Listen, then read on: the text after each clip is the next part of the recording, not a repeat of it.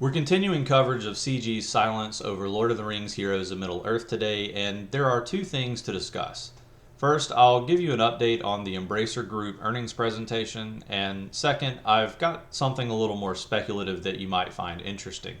Make sure you stick around to the end of the video as I'll cover what I think is coming next. So Embracer Group released its earnings for the period between October and December 2023 this morning. As Swag and I mentioned in our last video, Embracer Group owns Middle-earth Enterprises, the company that licenses the rights to Lord of the Rings IP.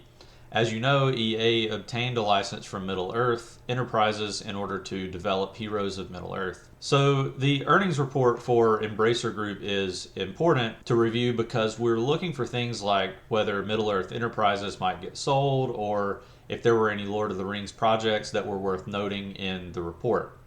Ideally, we'd be looking for them to mention Heroes of Middle-earth specifically. So the performance of Middle-earth Enterprises was better than expected, and based on previous public comments from Embracer Group, the Lord of the Rings IP continues to be a bright spot for their company. You can see here they state that the higher adjusted EBIT margin is primarily explained by stronger than expected licensing revenue for the Lord of the Rings IP. Now, given the financial struggles of Embracer Group, they most likely won't sell any of their holdings that are making any profits. Instead, they'll continue to shut down studios that are costing them money. What does that mean for Heroes of Middle-earth? Well, it really just means that Middle-earth Enterprises is not pulling the license for any sort of profitability reason. Middle-earth Enterprises as a company is doing really well. We can read between the lines about a few things though. The only forward-looking statement made today regarding Middle-earth Enterprises was about the War of the Rohirrim, the animated movie that's set to release in December of this year.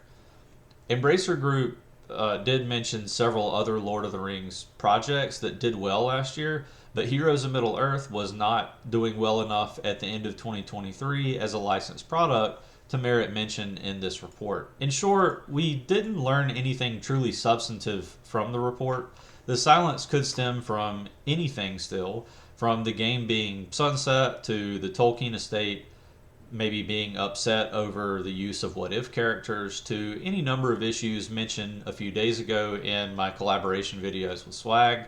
If you haven't seen either of those videos yet, be sure to watch the one on my channel as well as the one that's posted on Swag's channel. That's really it for the Embracer Group report. Unfortunately, not any mentions of Heroes of Middle-earth. I don't think anyone expected that to be the case. But again, we're trying to read between the lines here. It's sort of a reading the tea leaves situation. That's really all we have to go on right now. So it's definitely worth taking a look at these reports, even if we're not getting a ton of substantive information from them. The second, more speculative thing that I saw this week that I found very interesting was a data mine from Star Wars Galaxy of Heroes, which is sort of the sister company of, or sister game of Lord of the Rings Heroes of Middle-earth. They're both developed by Capital Games. So we can try to draw some inferences from this data mine, even if it's a little bit of a stretch. So here's what SIG had to say in the official Discord yesterday. For reference, this is what SWGOH is going to have under their legal stuff. What they had before is very similar to what Lord of the Rings Home has under settings about. So you can see how much they've added. And if you actually go into your game and you pull up the settings and you go to the About section, you can read what Lord of the Rings Home has.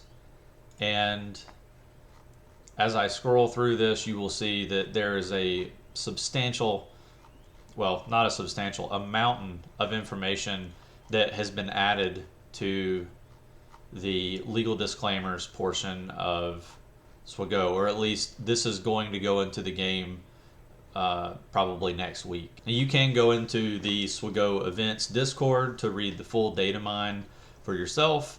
It is very long and boring, but I wanted to share at least one paragraph from this data mine that I found very interesting. You must give prominent notice with each copy of the work that the library is used in it, and that the library and its uses are covered by this license. You must supply a copy of this license. If the work during execution displays copyright notices, you must include the copyright notice for the library among them, as well as a reference directing the user to the copy of this license. And here's what SIGSIG had to say. Looking at this change in SWGOH, it looks like they gave credit to every tool and library they possibly could. It's very strange that the game went for 8 years with them not feeling the need to do this, then all of a sudden they did it. It makes me wonder if maybe the issue with Lord of the Rings came from a different tool or something else other than the Lord of the Rings license through Middle-earth Enterprises. Ultimately, I think this could be a reach, but it is possible that there was a non-Lord of the Rings home-related license issue and CG had to stop development to fix the issue. Either way, if anything comes from this, I'll be sure to provide you with an update. So what happens from here? Moving forward, there really are no other tripwires that we can look to publicly that would tell us how the game is doing. Our sources for news from here on out are going to be the official Discord page, the home forum and news page on EA's website, and the EA service updates page as well, or really public press releases. I know that this is not what many people want to hear, but we could be dealing with a silence for weeks at this point, or even months. The end of the financial quarter for Electronic Arts is March 31st, and they typically are not going to release their earnings report until about a month later. So it's possible that we may not hear from EA or Capital Games until April 30th. Unless maybe they resolve whatever issue is happening behind the scenes. If you still enjoy this game, I encourage you to keep playing and find ways to have fun with your guild and with the community. I don't blame anyone for leaving, but I'm going to do my best to stay active in the community until we get a final resolution. Until next time, Quantum out.